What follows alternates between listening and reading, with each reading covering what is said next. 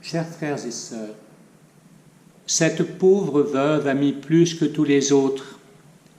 Elle a tout donné, tout ce qu'elle avait pour vivre, s'émerveille Jésus devant la générosité de cette femme. Nous ne savons pas ce qu'il est advenu d'elle par la suite, mais elle me fait penser à la veuve de Sarepta au chapitre 17 du premier livre des rois, qui accepta de donner pour le prophète Élie tout ce qu'il lui restait de nourriture. Et ensuite, dans le contexte de grande famine de son pays, avec son enfant et avec le prophète, la nourriture ne manqua plus. Et plus tard, le prophète ressuscita même son enfant mort des suites d'une maladie.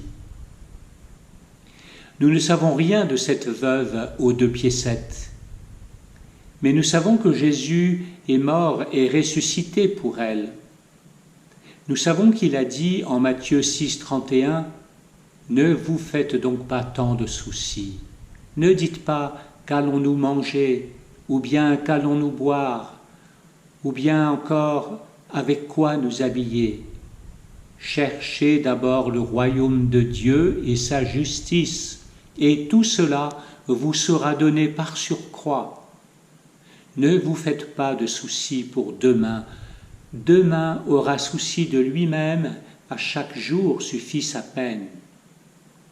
Générosité et confiance, voilà ce que Jésus admire en cette femme, et lui-même va tout donner pour elle et pour nous, jusqu'à la mort, pour faire de nous comme lui, des vivants, des ressuscités. Générosité et confiance, où en suis-je moi-même dans ce contexte difficile en pleine crise sanitaire mondiale? L'humanité tout entière a besoin que nous gardions confiance en notre Dieu et Seigneur.